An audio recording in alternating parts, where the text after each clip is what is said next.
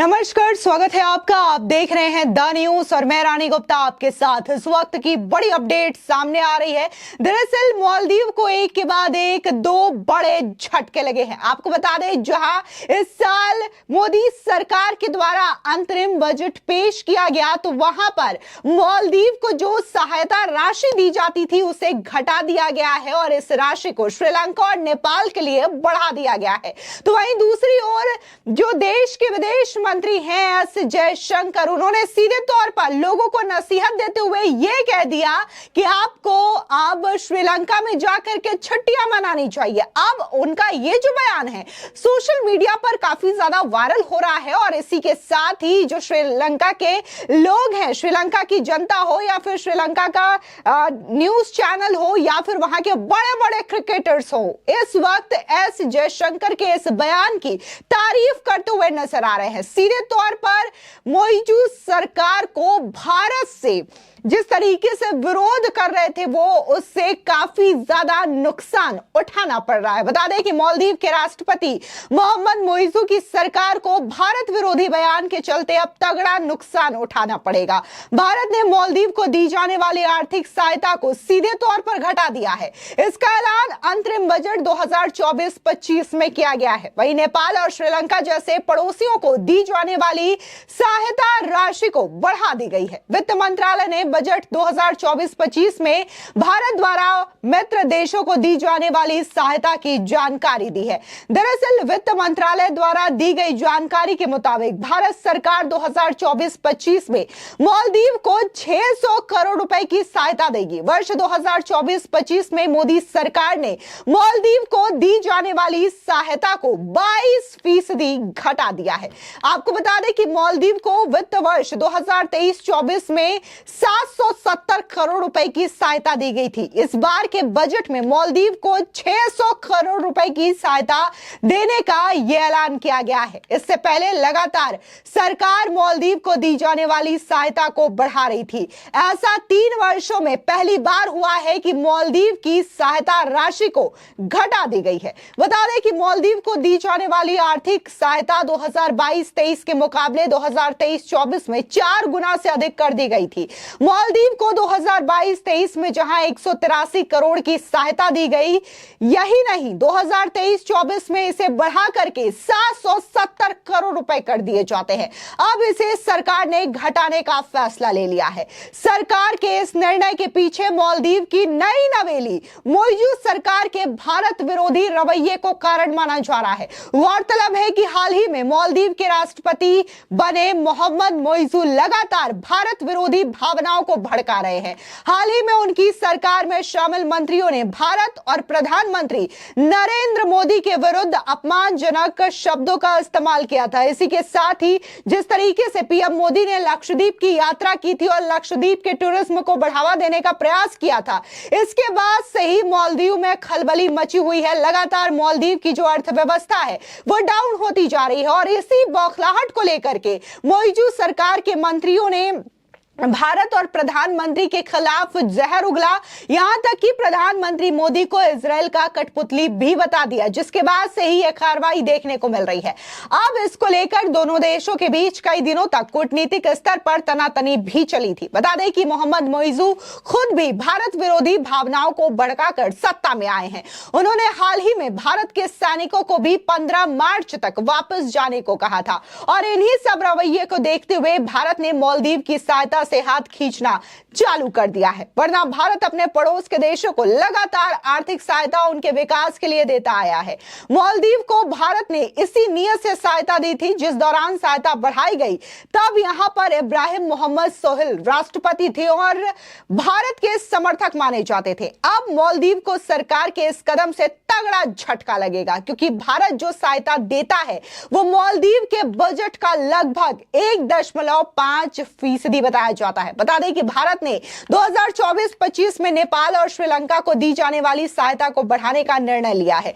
नेपाल को 2023-24 के दौरान 650 करोड़ की सहायता दी गई थी। अब 2024-25 में नेपाल को 700 करोड़ रुपए की वित्तीय सहायता दी जाएगी। वहीं श्रीलंका को अब 60 करोड़ रुपए की जगह 75 करोड़ की सहायता दी जाएगी। वहीं बांग्लादेश, म्यांमार को भी भारत ने क्रमशः 120 करोड़ और 250 करोड़ रुपए की सहायता देने का फैसला लिया है। भारत अपने पड़ोसी देश भूटान को 2068 करोड़ रुपए की सहायता और लोन देगा। इसके अलावा ईरान में बन रहे चाबहार पोर्ट के लिए भी भारत ने 100 करोड़ रुपए देने का ऐलान किया है। वहीं अफगानिस्तान को 200 करोड़ की सहायता दी जाएगी। आपको बता दें कि मालदीव के जो हालिया राष्ट्रपति है मोहम्मद मोइजू, वो लगातार चीन के बातें कहते हुए नजर आए हैं और जिस तरीके से उन्होंने मालदीव की सत्ता पे काबिज हुए हैं, वो कहीं ना कहीं उनका जो मूवमेंट था भारत के खिलाफ आउट इंडियन, इसी मूवमेंट को हथियार बना करके उन्होंने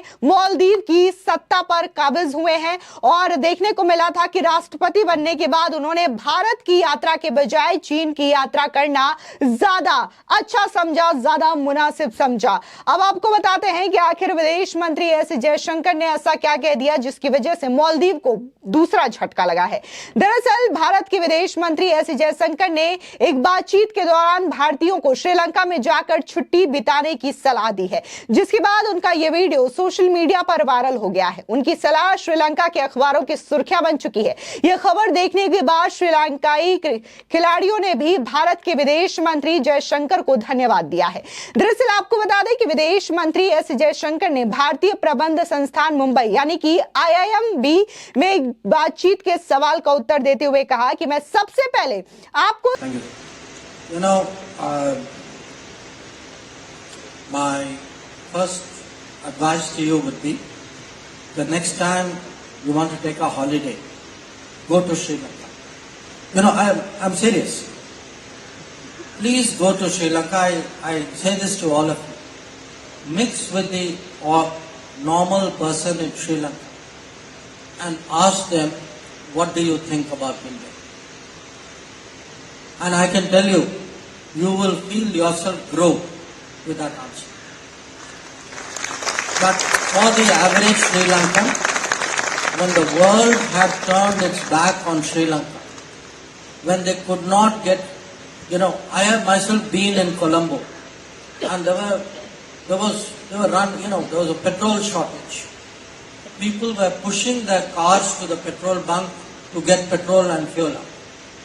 And there were queues of kilometers doing this. The country was running out of food. It couldn't get essential commodities.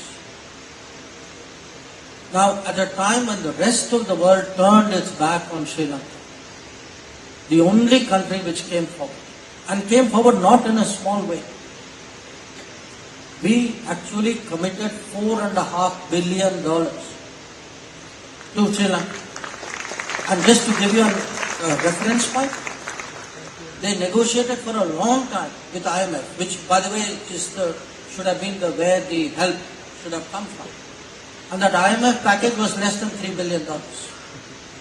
So what we did immediately, quickly, efficiently was 50% bigger than what the IMF did. And no other country came close. So I think this idea that, somewhere neighbors are turning against us, we are failing. We need to have more confidence in ourselves. Now, having said that, there are two realities which we also must recognize. China is also a neighboring country and in many ways will, as part of competitive politics, influence these countries. I don't think we should be scared of China. I think we should say, okay, global politics is a competitive game. You do your best, I will do my best. So, it cannot be. Today China is a major economy. It will deploy resources. सलाह देना चाहूंगा कि अगर आप अगली बार छुट्टियां बिताना चाहते हैं तो श्रीलंका जाएं। मैं आपसे गंभीरता से कह रहा हूं कि श्रीलंका जाकर छुट्टियां बिताएं और वहां के लोगों में घुल मिलकर पूछें कि वो भारत के बारे में क्या सोचते हैं। मैं आपको विश्वास दिलाता हूं कि आप अपने आप को 7वें आसमान पर पाएंगे। इसके पश्चात विदेश मंत्री एस जयशंकर ने भारत द्वारा श्रीलंका के आर्थिक संकट के दौरान पहुंचाई गई सहायता का भी उल्लेख किया। उन्होंने ये बताया कि एक औसत श्रीलंकाई के लिए जब पूरी दुनिया ने पीठ दिखा दी थी, मैं खुद उस वक्त कोलंबो में था। लोग गाड़ियों को धक्का मार रहे थे, पूरा देश समस्याओं से घिरा था। ऐसे समय में भारत अकेला देश था जो कि आगे आया और हमने $4.5 बिलियन यानी कि लगभग 37,000 करोड़ रुपए श्रीलंका को दिए। और आपको उदाहरण के लिए बता दूं कि श्रीलंका ने लंबे समय तक अंतर्राष्ट्रीय मुद्रा कोष यानी कि IMF से बातचीत मात्र $3 बिलियन लगभग 25,000 करोड़ के लिए की थी। गौरतलब है कि श्रीलंका 2022 में भारी आर्थिक संकट में फंस गया था और भारत ने उसे तेल और दवाइयों समेत तमाम तरीके की मदद पहुंचाई थी। भारत उस वक्त अकेला ऐसा देश था जिसने श्रीलंका की मदद की थी जब तमाम देशों ने श्रीलंका से मुंह मोड़ लिया था। आपको बता दें कि विदेश मंत्री एस जयशंकर का यह बयान सोशल मीडिया पर वायरल हो रहा है। यह श्रीलंका के अखबारों में भी सुर्खियां बना हुआ है। श्रीलंका की सबसे बड़ी समाचार एजेंसी न्यूज वायर ने इसे श्रीलंका में प्रमुखता से दिखाया है। भारत के श्रीलंका के टूरिज्म को बढ़ावा देने और संकट सहायता देने को श्रीलंकाई खिलाड़ियों ने भी सराहा है। आपको बता दें कि पूर्व श्रीलंकाई क्रिकेटर सनय जयसूर्या ने अपने सोशल मीडिया प्लेटफॉर्म पर लिखा, भारतीय विदेश मंत्री माननीय एस जयशंकर को हमारे सबसे बुरे समय में सहायता करने के लिए धन्यवाद। आपके द्वारा श्रीलंका टूरिज्म का समर्थन भी हमारे लिए अमूल्य है। इनके अलावा अमेरिका की बड़ी सॉफ्टवेयर कंपनी WSO2 के संस्थापक संजीवा विरवर्णा ने भी भारत को धन्यवाद दिया। उन्होंने अपने सोशल मीडिया साइट X पर लिखा, भारत द्वारा श्रीलंका की उसके बुरे समय में सहायता कभी भुलाई नहीं जाएगी। धन्यवाद विदेश मंत्री एस जयशंकर और प्रधानमंत्री नरेंद्र मोदी। हमने IMF से मिली 3 बिलियन की सहायता पर खूब शोर मचाया था और मचा रहे हैं, जबकि भारत ने साल 2022 में हमें बिना समय गंवाए $4.5 बिलियन दिए ताकि हमारा देश चलता रहे। मुश्किल के दौर में सहायता करने वाला एक ही सच्चा मित्र होता है। फिलहाल तमाम तरीके के रिएक्शन आ रहे हैं। श्रीलंका को जिस तरीके से भारत की ओर से बजट उनका बढ़ा दिया गया है और खुद विदेश मंत्री एस जयशंकर ने श्रीलंका की तारीफ करते हुए ये कहा कि अगली बार आप छुट्टियां मनाने जाए तो विदेश जाए। ऐसे में मौजूद सरकार के बाद एक दो बड़े झटके लगे हैं, जहां अब लोग टूरिज्म को लेकर के मालदीव के बजाय लक्षद्वीप और श्रीलंका का रुख करने लगे हैं। तो वहीं मोदी सरकार ने उन्हें बड़ा झटका देते हुए मालदीव के बजट को भी घटा दिया है और श्रीलंका और नेपाल और अन्य देशों के बजट को बढ़ा दिया है। फिलहाल इस पूरे मामले को लेकर के आपकी क्या राय है, हमारे कमेंट सेक्शन में जरूर बताएं। धन्यवाद।